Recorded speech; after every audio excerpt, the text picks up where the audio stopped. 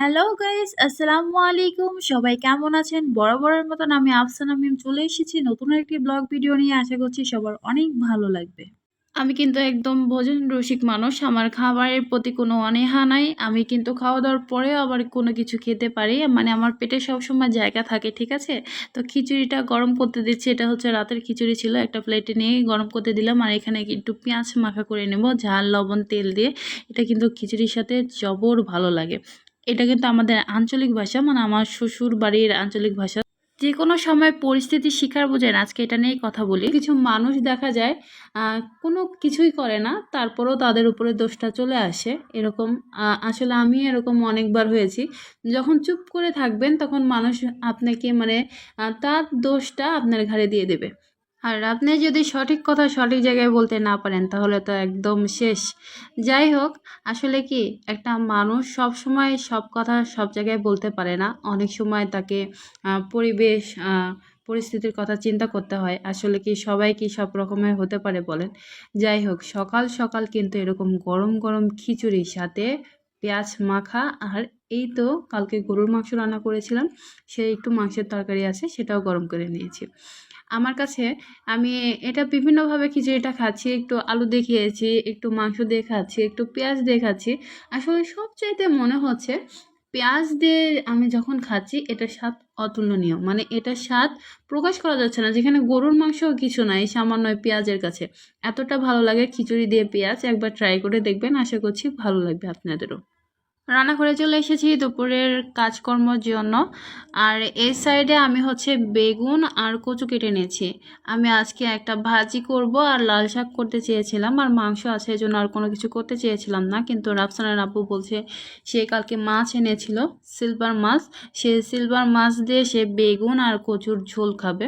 তো ভাবলাম আবার নিচে বসবো, তাক একটু চপিং বোর্ডে কেটে নিই। তো এভাবে কেটে নিচ্ছি। আসলে আমার মনে হয় যে কিছু কিছু জিনিস বটিতেই কাটতে ভালো লাগে, মানে দা বটিতে। আর কিছু কিছু জিনিস হচ্ছে এই চপিং বোর্ডে কাটতে ভালো লাগে। বেগুন আমার সবসময় চপিং বোর্ডে কাটতে খুব ভালো লাগে, কিন্তু এই যে কড়ি কচু বলেন, এটা হচ্ছে এভাবে কাটতে গেলে কিন্তু হাত থেকে পিছলে পিছলে পড়ে যাচ্ছে। এই হচ্ছে একটা সমস্যা। আর নাইফটা দিয়ে কিন্তু এটা ছিলা সম্ভব না, যেটা বটি দিয়ে খুবই সুন্দর করা যেত। তো যাই হোক, দেখা যায় অনেক কিছুর পরিবর্তে অনেক কিছু এসেছে, কিন্তু আগে যেগুলো ছিল সেগুলো একদম পারফেক্ট। আপনি আগে কিন্তু এরকম চাকু ছিল না, বটি দিয়ে সবাই কাজ করতো, কিন্তু বটির কাছে কিন্তু এই চাকু কিছুই না, ঠিক আছে? তারপরও আমরা একটু নিই আসলে ফ্যাশনেবল, আর মাঝে মাঝে একটু সহজও মনে হয়, কারণ আবার বটির জন্য নিচে বসতে হবে। আর এটা আমি দাঁড়াই থেকে একটু করে নিলাম, তাহলেই হয়ে গেল।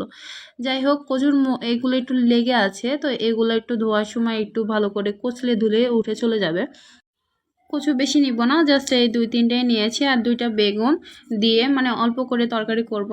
দেখা যায় যে দুই তিনটা তরকারি হলে কিন্তু অল্প অল্প করলেই হয়ে যায়। আর যদি মনে করেন যে না, একটা তরকারি রান্না করবেন, তাহলে একটু বড় করে তরকারিটা করতে হবে, মানে একটু বেশি তরকারি নিয়ে করতে হবে। সংসার শুরুর দিন থেকে সকালে আসলে ঘুম থেকে উঠে একটাই চিন্তা মাথায় আসে যে আজকে আমি দুপুরে কি রান্না করব, আজকে কি কি রান্নার মেনু হবে।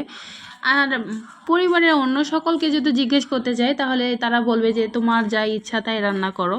আবার রাতে যখন ঘুমাতে যাব তখন জিজ্ঞেস করবে যে কালকে কি রান্না হবে। তো যেহেতু জিজ্ঞেস করি তুমি যা চাইবে তাই, তাহলে বলবে যে তুমি যা রান্না করবে তাই। তো এগুলো নিয়ে আসলে মাথাটা কেমন যেন উল্টোপাল্টা হয়ে যায়। প্রতিটা দিনের রান্না বান্না এত আর ভালো লাগে না। ভাবতে ভাবতেই আসলে টাইমটা মনে হয় অর্ধেক চলে যায়, আর যে আজকে কি রান্না করব। আমার মনে হয় শুধু এই ব্যাপারটা শুধু আমার মধ্যে না, যারা গৃহিণী, যারা এই রান্না বান্না কাজ করছেন, সংসার সামলাচ্ছেন, তাদের সবারই এই একই চিন্তাধারা যে আজকে সবার জন্য কি রান্না করা যায়। যাই হোক, এখানে কিন্তু তেলে পেঁয়াজ দিয়েছিলাম। ব্রাউন কালার হওয়ার পরে আমি আদা রসুনের বাটা দিয়ে দিয়েছি, পরিমাণ মতন আগেই লবণ দিয়ে দিয়েছি। তারপর হলুদ আর মরিচের গুঁড়া দিয়ে দিচ্ছি। দিয়ে হালকা করে একটু পানি দিয়ে মশলাটা কষিয়ে নিচ্ছি।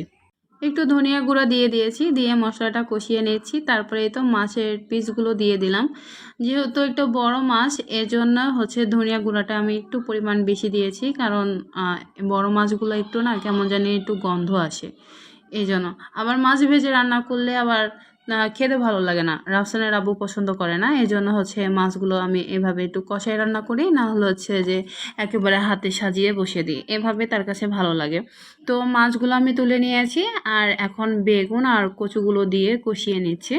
আমাদের প্রচলিত কিছু কথা আছে, যে কথাগুলো আসলে ছোটবেলা অতটা আমি বুঝতাম না, আস্তে আস্তে যতটা বড় হচ্ছি ততটা কথার গুরুত্বগুলো কিন্তু বুঝতে পারি।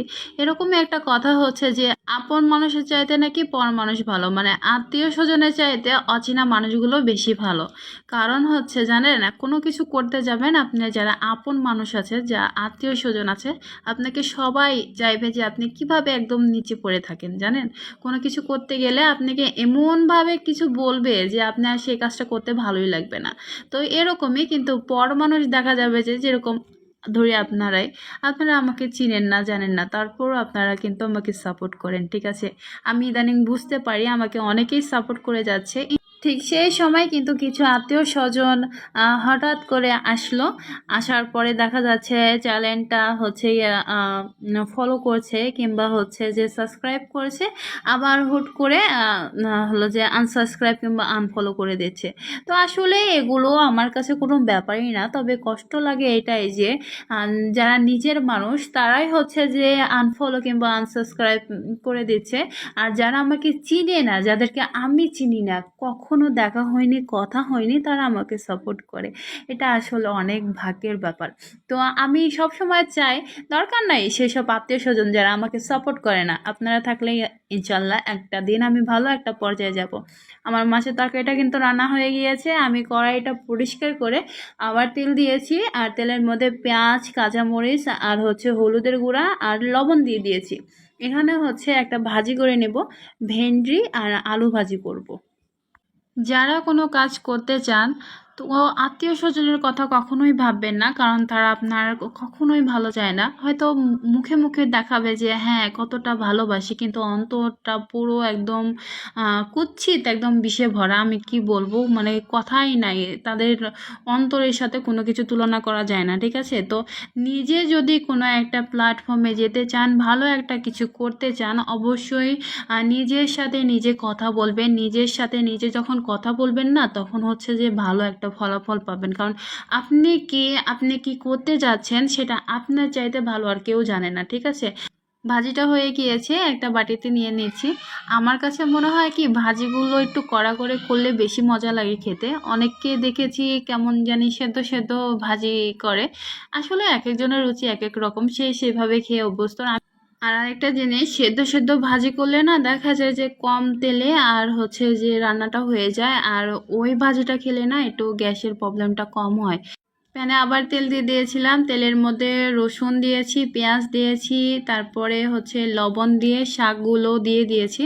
আজকে শাকগুলো হচ্ছে একদম মানে আগে সেদ্ধ করে নিয়ে নিই, কাঁচা কাঁচা দিয়ে একদম সেদ্ধ করে ভেজে নিয়েছি, কারণ হচ্ছে টাইমটা অনেক হয়ে গিয়েছে, মানে কাজ করতে করতে রান্নাটা দেরি হয়ে গিয়েছে। রাফসানের আব্বু অলরেডি চলে এসেছে খাওয়ার জন্য। তো এই তো আমি টেবিলে খাবার দিয়ে দিয়েছি। আজকে রান্না হচ্ছে এই তিনটাই, মাছের তরকারি, একটা ভাজি আছে আর শাক ভাজি, আর একটু লেবু কেটে নিয়েছি। দুপুরে বাসায় যে রান্নাই হোক না কেন, রাফসানের আব্বুর লেবুটা দরকার, মানে লেবু তার লাগবে। প্রথমে কোনো কিছু না নিয়ে ভাতের মধ্যে লেবুটা দিয়ে দেবে। আর এই সাইডে আমি আবার একটু ভিন্ন, লেবু জুস বলেন এমনি বলেন আমি সব খেতে রাজি, কিন্তু আমাকে ভাতের সাথে লেবু আমার একদমই ভালো লাগে না। মাঝে মাঝে যখন খেতে ভালো লাগে না, তখন 2-1 ফোঁটা রস নিয়ে খাই। আজকে এখানেই বিদায় নিলাম, সবাই ভালো থাকবেন, আল্লাহ হাফেজ, আসসালামু আলাইকুম।